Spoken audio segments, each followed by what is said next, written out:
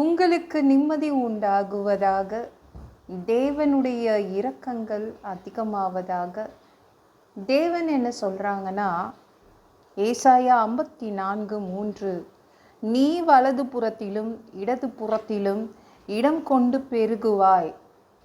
தேவன் உங்களுக்காக ஒரு இடத்தை ஆயத்தமாக்கி வச்சிருக்கிறாருங்க.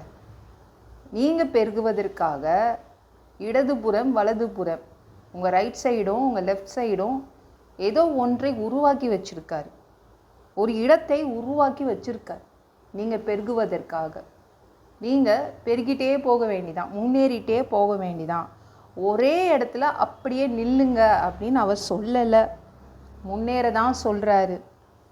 உங்கள் வலது பக்கத்தில் எந்த அளவுக்கு நீங்கள் முன்னேற முடியுமோ அந்த அளவுக்கு உங்களால் முன்னேற முடியும். தேவன் ஆயத்தப்படுத்தி வச்சுருக்காரு. அதே மாதிரி இந்த சைடு இடது பக்கத்துலேயும் அப்படி தான் அவர் ஆயத்தப்படுத்தி வச்சுருக்காரு.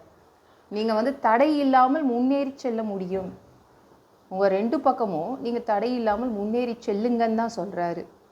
முன்னேறி போங்கன்னு சொல்லிட்டு தான் அவர் பச்சை கொடி காட்டுறாரு. நீங்கள் போகலாம், உங்களை தடை பண்ணி நிறுத்தி வைக்க மாட்டார். நீங்கள் முன்னேறாதீங்க அப்படின்னு பிடிச்சி வச்சுக்க மாட்டார். சில மனிதர்கள்லாம் பார்த்துருக்கீங்களா, முன்னேறினா பிடிக்காது, பொறாம்படுவாங்கள்ல. மேஸ் அப்படி கிடையாது. முன்னேறுங்க, நல்லா முன்னேறுங்க அப்படின்னு அவர் பச்சை கொடி காட்டுறாரு. சரிங்களா? நீங்கள் பாட்டு முன்னேறி போயிட்டே இருக்க வேண்டிதான். இயேசுவே சொல்லிட்டாரு. அப்புறம் என்ன, நீங்கள் இடம் கொண்டு பெருகுவீங்க. நீங்கள் எவ்வளோ முயற்சி பண்ணினாலும் அந்த முயற்சியெல்லாம் வெற்றியாய் மாறும். ஏன்னா தேவன் ரெடி பண்ணி வச்சுட்டாரு. என் பிள்ளைங்க முன்னேறணும், இதெல்லாம் என் பிள்ளைங்களுக்குன்னு எடுத்து வச்சுருக்காரு. சின்ன வேலை அது பெரிய வேலை அளவுக்கு, அது அந்த அளவுக்கு நீங்கள் முன்னேறுவீங்க, பெருகுவீங்க.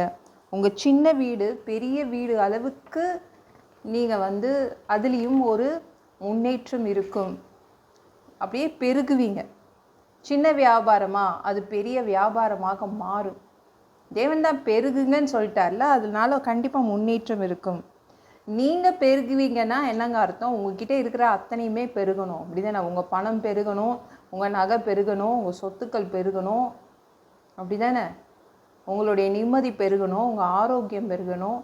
அதான் நீங்கள் பெருகணுன்னா அதான் நீங்கள் எல்லா இடத்துலையும் முன்னேறுவீங்க. உங்ககிட்ட இருக்கிறது எல்லாமே அப்படியே முன்னேறும், அப்படியே பெருகும், அதிகமாகும். உங்ககிட்ட இருக்கிறது எல்லாமே அதிகமாகும்.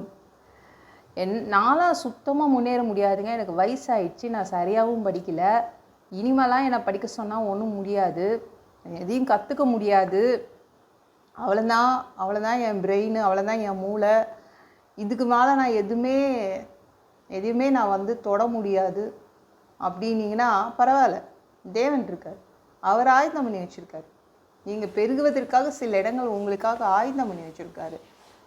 முருதகாயெல்லாம் என்ன நினச்சாங்கன்னா, ஒரே சேரு தான், நிம்மதியாக உட்காந்துக்கலாம், உட்காந்துட்டு தெரியாமல் நம்ம பொண்ணையும் பார்த்துக்கலாம், நம்ம பொண்ணை அப்பப்போ எப்படி இருக்கான்னு பார்த்துக்கலாம், காவலாலேயே நான் இருந்துட்டு போயிடுவேன், அவ்வளோதான் வாழ்க்கை ஃபுல்லாக இதுதான், அப்படி தான் நினச்சான். ஆனால் தேவன் அவனை பெருக வைக்கிறதுக்கு அவனுக்குன்னு ஒரு இடத்த வச்சுருந்தார்.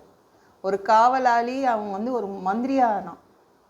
தேவன் உங்களை பெருக வைக்கணும்னு நினைக்கிறார். எத்தனை பேர் நினைக்கிறீங்க, நான்லாம் முன்னேறவே மாட்டேங்க, அவ்வளோதான், எல்லாம் முடிஞ்சிருச்சு, வந்துட்டேன், எல்லாம் அவ்வளோதான், சம்பாதிச்சிட்டேன், எல்லாம் முடிஞ்சிருச்சு, எல்லாத்தையும் அழிச்சிட்டேன், அவ்வளோதான் முடிஞ்சிருச்சு, இருக்கிறத வச்சு வாழ்வோன்னு நினைக்கிறீங்களா? இல்லை, தேவன் உங்களை பெருக சொல்கிறார், முன்னேற சொல்கிறார். ஆனால் உங்களுடைய சொந்த பலன் கிடையாது.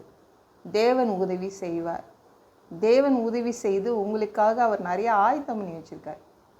அந்த மாதிரி முன்னேறிட்டே போகிறதுக்காக, என் பிள்ளைங்க முன்னேறிட்டே போகிறதுக்காக அவர் ஆயத்தம் பண்ணி வச்சுருக்காரு. இப்போது இந்த கிளைம்பர்லாம் பார்த்துருக்கீங்களா, கொடி மேலே ஏறும். ஆனால் அதுக்கு நம்ம பந்தல் போடணும், ஒரு கம்பு அல்லது ஒரு குச்சி போட்டு வைக்கணும் அதுக்கு, அப்போனா அது பிடிச்சிட்டு மேலே ஏறும். அது மாதிரி உங்களுக்கு அவர் பந்தல் போட்டு வைப்பார். நீங்கள் மேலே ஏறுறதுக்கு, இந்த கொடி மேலே ஏறணுன்னுக்காக அவர் பந்தல் போட்டு வைப்பார். நீங்கள் ஒரு கிளைம்பர் மாதிரி அப்படியே படர்ந்து போவீங்க. சரிங்களா? தேவன் உங்களை பெருக சொல்கிறாரு, நீங்கள் பெருகுவீங்க. இந்த வீடியோ பிடிச்சிருந்துச்சுன்னா மற்றவங்களுக்கும் ஷேர் பண்ண மறக்காதீங்க. கர்த்தர் தாமே உங்களை ஆசீர்வதிப்பாராக. ஜெபம் பண்ணலாமா? அன்பு பிதாவே, உங்க பிள்ளைங்க உங்க பாதத்துல வந்திருக்காங்கப்பா. சாமி இரக்கம் செய்யுங்க, இறங்குங்க. அப்பா, உங்க பிள்ளைங்க இடம் கொண்டு பெருக போறாங்க. இடது வலது புறம் அவங்க இடம் கொண்டு பெருக போறாங்க. அந்த அளவு முன்னேற்றத்துக்காக உங்க பிள்ளைங்க முன்னேறணுக்காக சில இடங்களை ஆயத்தம் பண்ணி வச்சிருக்கீங்க. நிறைய இடங்களை ஆயத்தம் பண்ணி வச்சிருக்கிறீங்க. அவங்க கிட்ட இருக்கிறது எல்லாமே பெருகும்.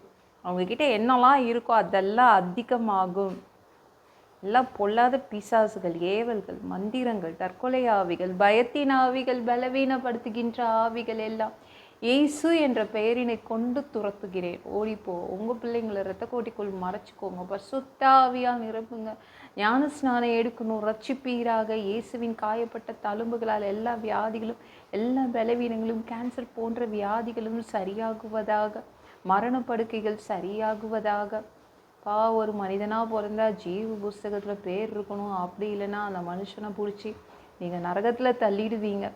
நாங்கள் பரலோகத்துக்கு வர்றதுக்கு தான் ஆசைப்படுறோம். அடித்து உதச்சி திருத்தி எங்களை பரலோகத்துக்கே அனுப்பிடுங்க. கழுவப்படாத பாவங்கள் எங்ககிட்ட இருந்துச்சுன்னா உங்கள் திரு ரத்தம் கொண்டு எங்களை கழுவி பரலோகத்துக்கே அனுப்பிடுங்க. எந்த ஒரு இமைப்பொழுது நீங்கள் வருவீங்கன்னு இயேசுவை வணங்கி வணங்கி காத்துட்ருக்கோம். பரிசுத்தமாக வாழ்ந்து வாழ்ந்து காத்துட்ருக்கோம்.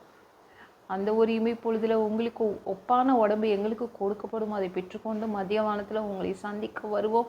அந்த தருணத்தை நாங்கள் இழந்துடக்கூடாதுப்பா. ஒரு மனுஷனால் பரிசுத்தமாக வாழ்றது கூடாத விஷயம். அதற்கும் உங்கள் உதவி கேட்டு வந்து நிற்கிறோம் அப்பா.